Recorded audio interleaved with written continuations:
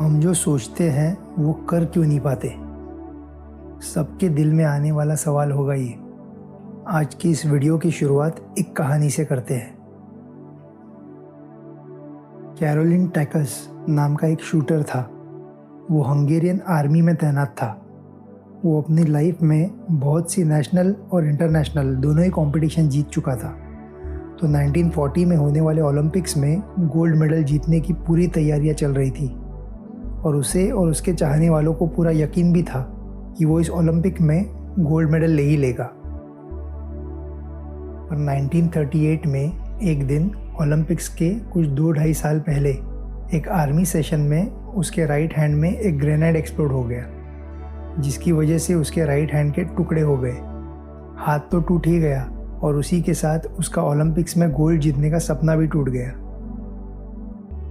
1 से 1.5 महीने उस पर अस्पताल में ट्रीटमेंट चलती रही, पर उस दर्द से गुजरते वक्त भी उसने अपने आप से यही कहा, खैर जो हुआ वो हुआ, पर इस हादसे की वजह से मैं मेरा गोल्ड मेडल पाने का ड्रीम सेक्रीफाइस कैसे कर दूँ। ये मैं नहीं कर सकता।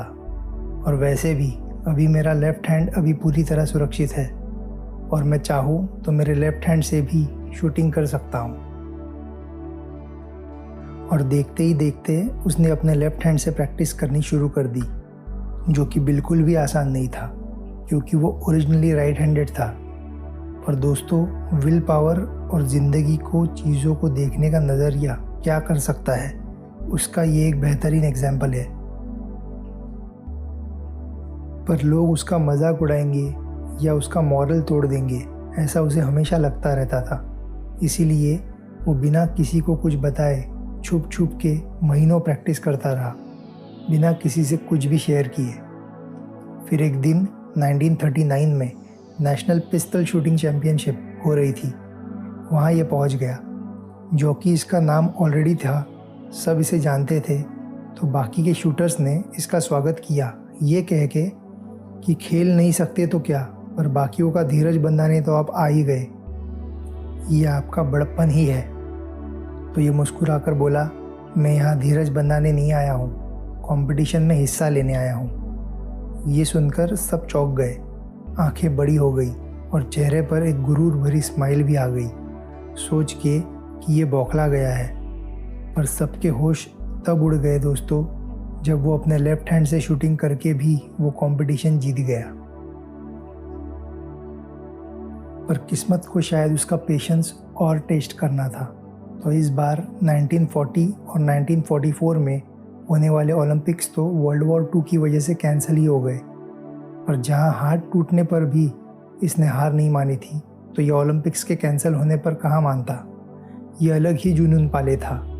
तो ये अपनी प्रैक्टिस महीनों साल लगातार करता रहा और अपने जुनून, डेडिकेशन और डिसिप्लिन की वजह से ये 1948 और 1952 में हुए दोनों ही ओलंपिक्स में वो गोल्ड मेडल जीता। इसे कहते हैं strength of mind, will power, एकदम ज़बरदस्त। तो इससे हमने क्या सीखा कि अगर विल पावर हो, डेडिकेशन हो और ज़िंदगी को देखने का एटीट्यूड हमेशा सही हो, तो इंसान मुश्किल से मुश्किल ड्रीम भी अचीव कर सकता है। तो ये समझ लो, जब तक आप अपने आप को कंटिन्यूसली पुश नहीं करते, खुद ही की डिसाइड की गई रेगुलर टास्क कंप्लीट करने या अपने ड्रीम गोल पे काम करने में, आप कभी अपना ड्रीम अचीव नहीं कर पाएंगे। कुछ पाने के लिए बहुत कुछ खोने की तैयारियां रखनी पड़ती है। अपनी सोच को बहुत सॉलिड बनाना पड़ता है। क्योंकि दोस्तों, सोचने और करने में बड़ा लंबा फासला होता है। सोच तो हम कुछ भी सकते हैं, चाह तो हम कुछ भी सकते हैं, पर वो चीज़ पाना या वहाँ तक पहुँचना एक कठिन और लंबा सफ़र है। और वो एक प्रॉपर प्लानिंग से ही हासिल किया जा सकता है, वरना तो हर कोई कर लेता। 100 लोग सोचेंगे वहाँ उस शिखर तक पहुँचने के लिए, पर आपको क्या लगता है, क्या सब के सब वहाँ तक पहुँच पाएंगे? मुझे लगता है शायद कुछ 4 से 5 लोग ही पहुँच पाए। तो आप उन 5 लोगों में आते हो या नहीं, ये सिर्फ आपकी अपने गोल के प्रति दिखाई गई सिंसियरिटी, डिसिप्लिन और कंसिस्टेंसी ही तय करेगी। और उसके साथ आपकी चोट खाने की क्षमता और आपकी हार न मानने की ज़िद ही आपको वहाँ तक ले जाएगी। इंस्पिरेशनल स्टोरीज सुनकर जोश तो भर जाता है, पर डिसीजंस होश में ही लिए जाते हैं और होश से ही कायम रहते हैं। And so what if you aim high and plan a bigger goal, you always have to look what your decision is based on. क्या उसका बेस कोई इमोशन है? क्या उसका बेस घमंड या जेलसी है? या सच में आपको उस काम से प्यार है और वो मकाम आप हासिल करना चाहते हो? क्योंकि ये थॉट ही आपके पूरे सफ़र का ईंधन होगा।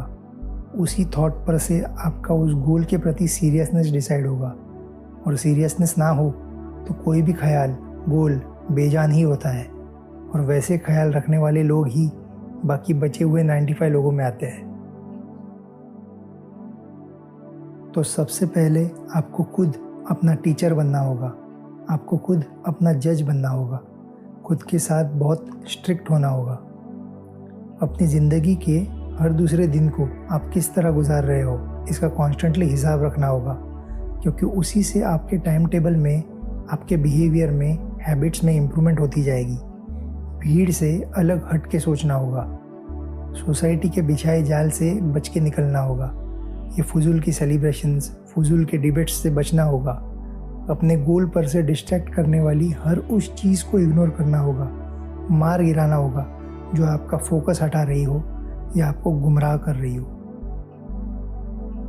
अब जो लोगों का क्रिकेट से कोई वास्ता ही नहीं है, उनको ये क्रिकेट मैचेस देख के घंटों बर्बाद करना कितना सही है, क्योंकि वो प्लेयर्स तो वहाँ अपने काम से करोड़ों कमा रहे हैं, पर वो देख के आपने क्या कमाया? कुछ नहीं, बस फालतू का टाइम पास।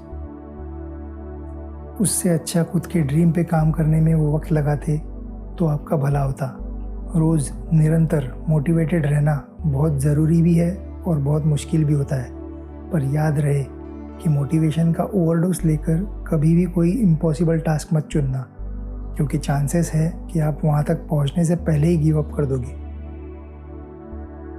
कोई भी टास्क हो, उसे स्टेप्स में डिवाइड करना ज़रूरी होता है, जहाँ तुम उस तक पहुँचने के प्रोसेस का, उस एक्सपीरियंस का और उससे मिलती हुई सक्सेस का मज़ा बारी बारी से इंस्टॉलमेंट्स में ले पाओ, और अपने आप को ये दिलासा दे पाओ कि तुम सही रास्ते पर ही चल रहे हो। क्योंकि अगर डायरेक्शन सही ना हो तो स्पीड कितनी भी हो कोई काम की नहीं होगी। आप कितनी भी तेज़ दौड़ो, आप कहीं नहीं पहुंच रहे हो, आप खो चुके हो।